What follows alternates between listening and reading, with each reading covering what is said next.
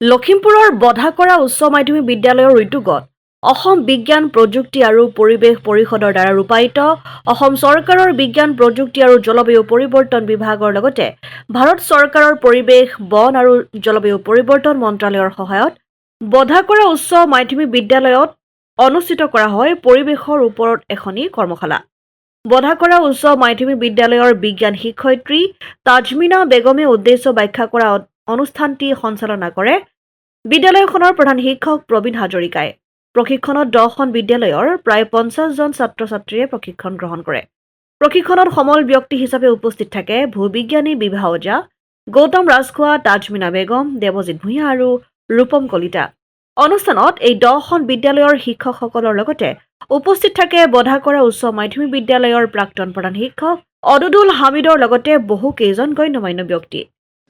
Environment education programme অসমৰ উদ্যোগত আমি জিলাখনৰ 3খন বিদ্যালয়ত নিৰ্বাচিত 3খন বিদ্যালয়ত আমি তাৰ ওচৰৰ 10খন স্কুলক লৈ শিক্ষক আৰু ছাত্ৰ ছাত্ৰীসকললৈ এতিয়া এদিনীয়া এখন কৰ্মশালা অনুষ্ঠিত কৰিছোঁ। এই কৰ্মশালাখনৰ অৰ্থ যোগান ধৰিছে অসম বিজ্ঞান প্ৰযুক্তিবিদ্যা পৰিষদে।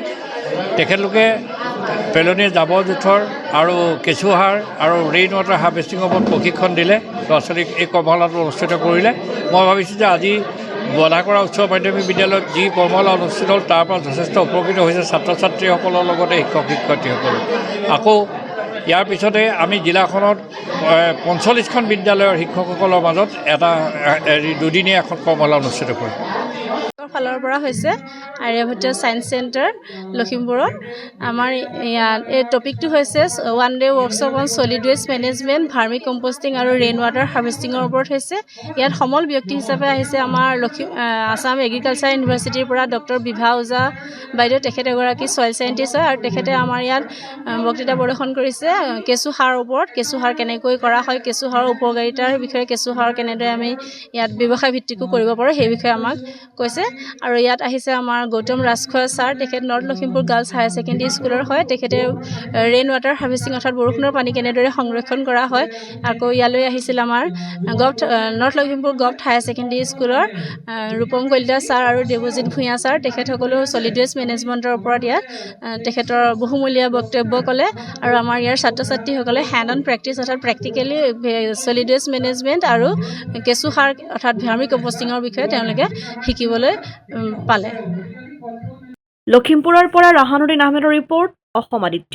NKS হুণ্ডাইলৈ স্বাগতম।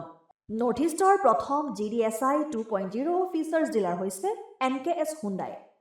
অত্যাধুনিক সা সুবিধাৰে তৈয়াৰী মষ্ট আপডেটেড হুণ্ডাই ডিলাৰ এতিয়া ডিব্ৰুগড়ত।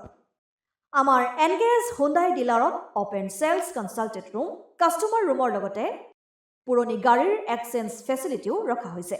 ইয়াত চেলছৰ লগতে ছাৰ্ভিচ ছেক্টৰৰ সুন্দৰ সুবিধা আছে। প্ৰয়োজনীয় সকলো এডভান্স টুলছ, হুইল বেলেঞ্চিং, এলাইনমেণ্টৰ অত্যাধুনিক machine, post hydraulic lift, fully trained man পাৱাৰৰ লগতে nitrogen gas filling facility, fully automatic car washer ফেচিলিটিও আছে। লগতে NKS হুণ্ডাই ডিলাৰে কাষ্টমাৰসকলৰ সুবিধাৰ্থে মোবাইল ছাৰ্ভিচ ভেনৰো ব্যৱস্থা ৰাখিছে, য'ত হাইড্ৰলিক লিফ্ট, ৱাশ্বিং facility, wheel balancing, tyre pressure check কৰাৰ লগতে বহুখিনি সুবিধাই উপলব্ধ আছে। NKS হুণ্ডাইলৈ আহক আৰু সুবিধাসমূহ গ্ৰহণ কৰক।